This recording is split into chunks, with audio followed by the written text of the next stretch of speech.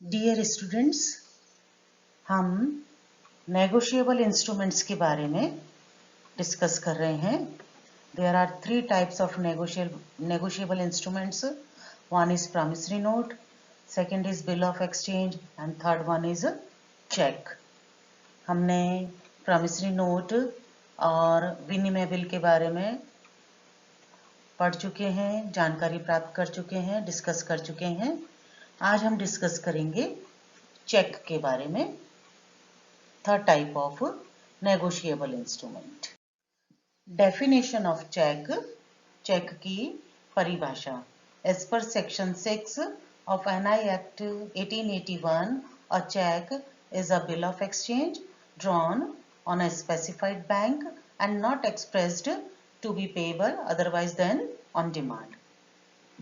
After amendment in NI Act during December 2002, it includes electronic image of a truncated check and also an electronic check. विनिमय साध्य विलेख अधिनियम 81 की धारा 6 के अनुसार चेक एक प्रकार का विनिमय बिल है जो कि किसी विशिष्ट बैंक पर ही जारी किया जाता है और जो स्पष्टतः मांग पर देय होने के अतिरिक्त अन्य प्रकार से देय नहीं होता है.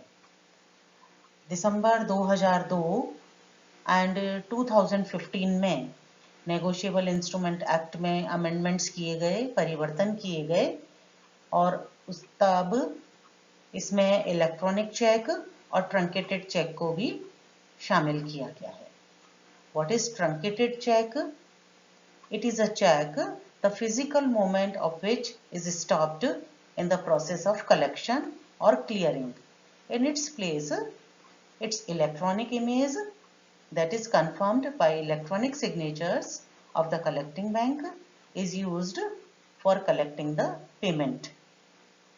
Truncated check क्या है? ये एक तरह का चेक है. जब चेक का कलेक्शन किया जाता है, चेक का संग्रहण किया जाता है, तो कलेक्टिंग बैंक के पास में चेक का जो फिजिकल इमेज होती है, बैंक उसको अपने पास में रख लेते हैं और इस फिजिकल चेक को इलेक्ट्रॉनिक चेक में कन्वर्ट कर देते हैं और चेक के फिजिकल इमेज की जो मूवमेंट है उसको कंट्रोल कर देते हैं, उसको रोक देते हैं, उसको अवरुद्ध कर देते हैं. इसे ट्रंकेशन ऑफ चेक कहते हैं. तो at the time of collection, संग्रहण के लिए चेक की फिजिकल इमेज को इलेक्ट्रॉनिक इमेज में कन्वर्ट करना और कलेक्टिंग बैंकर के द्वारा इलेक्ट्रॉनिक सिग्नेचर के करके इसको कंफर्म करना इज ट्रंकेशन ऑफ चेक. ये चेक का ट्रंकेशन कहलाता है और ऐसे चेक को ट्रंकेटेड चेक कहते हैं. दूसरा है cheque in electronic form. A cheque drawn in electronic form by using any computer resource and signed in a secure system with digital signature, with or without biometric signature and symmetric crypto system or with electronic signatures. Cheque in electronic form क्या है? इसे 2015 में negotiable instruments में शामिल किया गया कि जब संग्रहण के समय में चेक की फिजिकल इमेज को इलेक्ट्रॉनिक फॉर्म में कन्वर्ट किया जाए तो यह ट्रंकेटेड चेक बन जाता है. और जब चेक जिस समय ड्रॉअर के द्वारा इशू किया जाए उसी समय उसको इलेक्ट्रॉनिक फॉर्म में इशू किया जाए किसी कंप्यूटर को यूज करके, तब ये इलेक्ट्रॉनिक रूप में चेक कहलाएगा.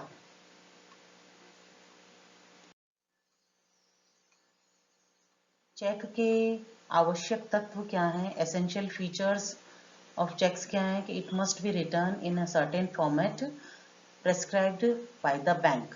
बैंक द्वारा निर्धारित प्रारूप में ही लिखित होना चाहिए. यानी कि promissory note and bill of exchange, इनका कोई यूनिफाइड मेथड नहीं है, कोई यूनिफाइड फॉर्मेट नहीं है चेक इनको लिखने के लिए कि किस तरह से इनको लिखा जाए, लेकिन चेक का बैंक के द्वारा एक प्रेस्क्राइब्ड फॉर्म होता है, उसी में हमें चेक लिखना होता है। सेकंड है unconditional order, because it's a negotiable instrument.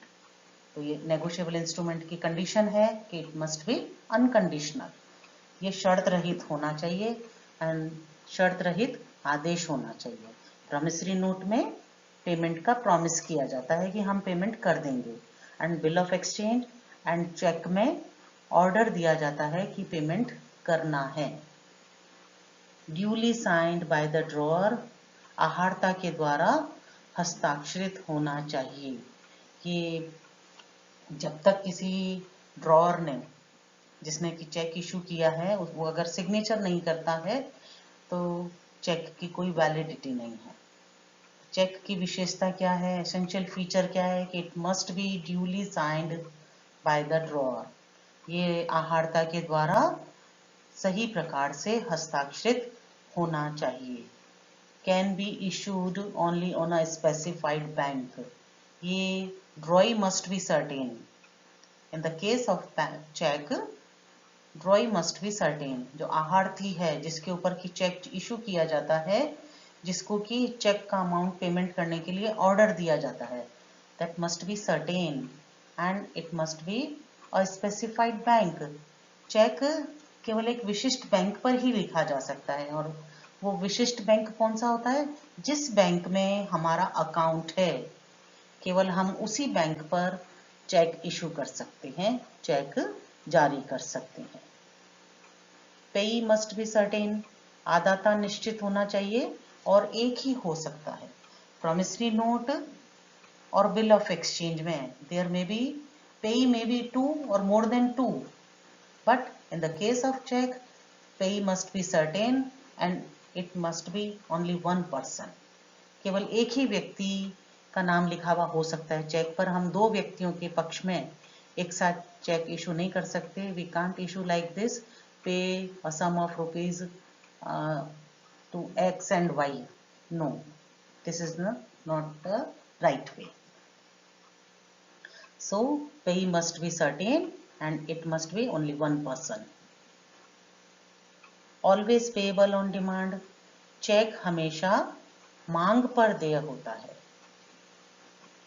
If a customer duly present a check in a bank for payment, it's a legal obligation of the bank to make payment of the check or to honor the check. यदि ग्राहक के द्वारा bank में भुगतान के लिए check प्रस्तुत किया गया है, तो बैंक की ये वैधानिक ड्यूटी है कि वह ग्राहक के चेक का पेमेंट करे। तो यानी कि जब भी आप बैंक में चेक प्रेजेंट करेंगे, बैंक को आपके द्वारा लिखे गए चेक का पेमेंट करना ही होगा। It means cheque is always payable on demand, but this demand must be within the 3 months of issue of the cheque और the date, issuing date of the cheque. Cheque जारी करने के 3 महीने के अंदर अंदर आपको ये डिमांड करनी होगी।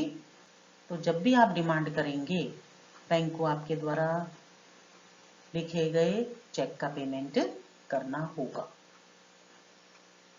Amount should always be certain and should be mentioned clearly in words and figures, राशि निश्चित होनी चाहिए और अंकों और शब्दों दोनों में लिखी हुई होनी चाहिए, जबकि promissory note and bill of exchange में कंडीशन नहीं है, लेकिन चेक में वर्ड्स एंड फिगर दोनों में अमाउंट लिखा हुआ होना चाहिए and it must be certain. Cheque should have a clear date, cheque पर तारीख लिखी हुई होनी चाहिए कि ये किस दिन इशू किया गया है। यदि चेक पर इशू करने की डेट नहीं लिखी हुई होती है तो ये अवैधानिक माना जाएगा, it will be consider as illegal cheque. Okay, and bank can deny to make payment of this cheque, इस चेक का बैंक पेमेंट करने से मना कर सकता है, वो इस चेक को रिटर्न कर सकता है। तो चेक पर डेट का लिखा होना कंपलसरी है। No need of acceptance by drawee. Promissory note में एक्सेप्टेंस की ज़रूरत नहीं होती है, क्योंकि वो तो लिखने वाला जो मेकर है वो खुद ही प्रॉमिस करता है कि मैं आपके द्वारा जो राशि है, दी गई राशि है, उसको पेमेंट करने का प्रॉमिस करता हूँ। बिल ऑफ एक्सचेंज में एक्सेप्टेंस इज मस्ट। जब तक ड्रॉई उस बिल ऑफ एक्सचेंज को एक्सेप्ट नहीं करता है तब तक ये लीगल डॉक्यूमेंट नहीं बनता है। तो बिल ऑफ एक्सचेंज में acceptance is must, but cheque में नो नीड ऑफ एक्सेप्टेंस। स्वीकृति की आहार्थी के द्वारा, आहार्थी that is particular bank, specified bank, no need of acceptance, उसको स्वीकृति की जरूरत नहीं है। It's a legal obligation of the drawee of the bank to make the payment of the cheque. So no need of acceptance by drawee. आहार्थी के द्वारा इसकी स्वीकृति की आवश्यकता नहीं है। आहार्थी जो कि एक पर्टिकुलर बैंक है, उसका ये वैधानिक दायित्व है कि वह अपने ग्राहक के द्वारा लिखे गए चेक्स का पेमेंट करे। Cheques can be crossed. Cheque का सिक्योर पेमेंट करने के लिए, सुरक्षित भुगतान करने के लिए कि राइट पर्सन को ही चेक का पेमेंट मिले, हम चेक का रेखांकन कर सकते हैं, इसको क्रॉस कर सकते हैं। और चेक के कॉर्नर में, अपर साइड में दो ट्रांसवर्स पैरेलल लाइंस बनाई जाती है, that is crossing of cheque. ये चेक का रेखांकन कहलाता है। प्रॉमिसरी नोट और विनिमय बिल का रेखांकन नहीं किया जाता है। Only customer of the bank can issue the cheque. केवल बैंक का ग्राहक ही चेक लिख सकता है। प्रॉमिसरी नोट और विनिमय बिल किसी भी व्यक्ति के द्वारा लिखा जा सकता है, लेकिन चेक केवल वही व्यक्ति लिख सकता है जिसका कि बैंक में अकाउंट है। चेक आदेशित भी हो सकते हैं, यानी पेई का नाम लिख दिया जाता है तो ये ऑर्डर इंस्ट्रूमेंट बन जाएगा, और यदि आप पेई का नाम नहीं लिखते हैं तो ये बियरर इंस्ट्रूमेंट बन जाएगा। तो चेक ऑर्डर भी हो सकते हैं और बियरर भी हो सकते हैं, वाहक को दे भी हो सकते हैं। टाइप्स ऑफ चेक, चेक के प्रकार। बियरर, यदि आप चेक इशू करते हैं और पेई का नाम मेंशन नहीं करते हैं तो यह बियरर इंस्ट्रूमेंट कहलाएगा। जैसे पे टू सेल्फ, तो किसी का नाम नहीं लिखा गया है, इसलिए ये बियरर इंस्ट्रूमेंट कहलाएगा, वाहक को दे कहलाएगा। और जो भी व्यक्ति बैंक में इस चेक को प्रेजेंट करेगा, बैंक को उस व्यक्ति को इस चेक का पेमेंट करना पड़ेगा। Second is order instrument. यदि चेक पर पेई का नाम लिख दिया जाता है, पे टू ए, पे टू बी, सी, डी और ई, यदि आप और पेई का नाम लिख देते हैं तो ये ऑर्डर इंस्ट्रूमेंट बन जाता है। और जब तक इसके सिग्नेचर नहीं होंगे चेक के बैक साइड में पेई के, तब तक बैंक इस चेक का पेमेंट नहीं करेगा। रेखांकित चेक, जिसको मैं पहले बता चुकी हूँ कि चेक के राइट साइड में, लेफ्ट साइड में, टॉप पर, चेक के राइट साइड में टॉप पर दो पैरेलल लाइंस बना दी जाती हैं, इसे चेक का रेखांकन करना कहते हैं। और इसका इफेक्ट क्या होता है कि अब इस चेक का बैंक की विंडो पर पेमेंट आप प्राप्त नहीं कर सकते हैं। फर्स्ट ऑफ ऑल आपको अपने अकाउंट में ये चेक डिपॉजिट करना होगा और तब आपका बैंक आपकी तरफ से इस चेक का कलेक्शन करेगा। एंटीडेटेड चेक, पूर्व तिथीय चेक, जिस दिन आपने चेक जारी कर रहे हैं उससे पहले की अगर कोई डेट चेक पर लिख दी जाती है तो ये एंटीडेटेड चेक कहलाता है, पूर्व तिथीय चेक कहलाता है। फॉर एग्जाम्पल, आज है 15 अक्टूबर और हम आज के दिन चेक इशू कर रहे हैं और हम चेक उस पर लिख देते हैं 5 अक्टूबर, तो ये एंटीडेटेड चेक कहलाएगा। पोस्ट डेटेड चेक, 15 अक्टूबर को आप चेक इशू कर रही हैं और आप उस चेक पर डेट लिखती हैं 27 अक्टूबर, तो ये पोस्ट डेटेड चेक होगा। इसका इफेक्ट क्या होगा कि कि 27 अक्टूबर से पहले अगर आप बैंक में इस चेक का पेमेंट के लिए प्रेजेंट करती हैं तो बैंक आपके चेक को रिटर्न कर सकता है, चेक का पेमेंट करने से मना कर सकता है। It is called post dated check.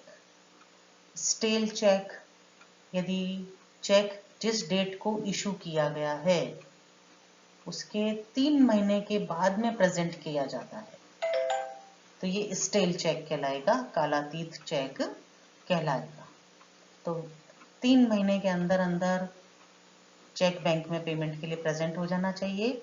यदि इशू डेट से 3 महीने के बाद में अगर आप बैंक में चेक प्रेजेंट करते हैं तो ये स्टेल चेक कहलाएगा और बैंक इस चेक का पेमेंट करने से मना कर सकते हैं। Open cheque, if cheque is not crossed then it is known as open cheque. यदि उसको रेखांकित नहीं किया गया है तो ये खुला चेक या ओपन चेक कहलाएगा। पार्टीज टू चेक, चेक के विभिन्न पक्षकार कौन कौन होते हैं? ड्रॉअर, आहर्ता जो कि चेक इशू करता है, और ये कौन हो सकता है चेक का आहर्ता? केवल बैंक का जो कस्टमर है, who has account with the bank, जिसका कि बैंक में खाता है, वह व्यक्ति ही केवल चेक इशू कर सकता है। सेकेंड इज आहार्थी, इट मीन्स बैंक, वह बैंक जिसमें आपका अकाउंट है, is the drawee of your cheque, वह आपके चेक का आहार्थी कहलाएगा, जिस बैंक को हम पेमेंट के लिए ऑर्डर देते हैं। और किस बैंक को हम ऑर्डर दे सकते हैं पेमेंट करने के लिए? जिस बैंक में हमारा अकाउंट है। तो वह बैंक जिसको हम पेमेंट के लिए ऑर्डर देते हैं is the drawee of the bank, वो bank drawee of the cheque, cheque का आहार्थी कहलाएगा। पेई, जिसके फेवर में चेक इशू किया जाता है उसे हम पेई कहते हैं, आदाता कहते हैं। जो व्यक्ति चेक का पेमेंट प्राप्त करने के लिए अधिकृत होता है उसे पेई कहा जाता है, आदाता कहा जाता है। Endorser, like other negotiable instruments, check is also transferable। दूसरे जो negotiable instruments हैं, promissory note, bill of exchange, उसी तरह से चेक भी ट्रांसफरेबल है। एक पर्सन से दूसरे पर्सन को, दूसरे से तीसरे पर्सन को ये ट्रांसफर किया जा सकता है। तो जब हम एक ऑर्डर इंस्ट्रूमेंट है चेक, चेक में पेई का नाम लिख दिया गया है तो इट बिकम ऑर्डर इंस्ट्रूमेंट। ये अब आदेशित प्रपत्र बन गया है और इस चेक का यदि फर्दर ट्रांसफर करना है किसी अन्य व्यक्ति के पक्ष में तो पेई इसका अन्य थर्ड पार्टी या और किसी व्यक्ति के पक्ष में इसका ट्रांसफर कर सकता है। तो जब पेई ट्रांसफर के पर्पज से, चेक के ट्रांसफर के पर्पज से इसके बैक साइड में सिग्नेचर करता है, इट इज कॉल्ड एंडोर्समेंट। ये पृष्ठांकन करना कहलाता है। और इन दिस केस अ पेई विल बिकम एंडोर्सर। तब ये पेई पृष्ठांकनकर्ता बन जाएगा और जिसके फेवर में ट्रांसफर किया जाएगा वो एंडोर्सी बन जाएगा, वो पृष्ठांकित कहलाएगा। तो these are parties to cheque, ये चेक के विभिन्न पक्षकार हैं। Thank you.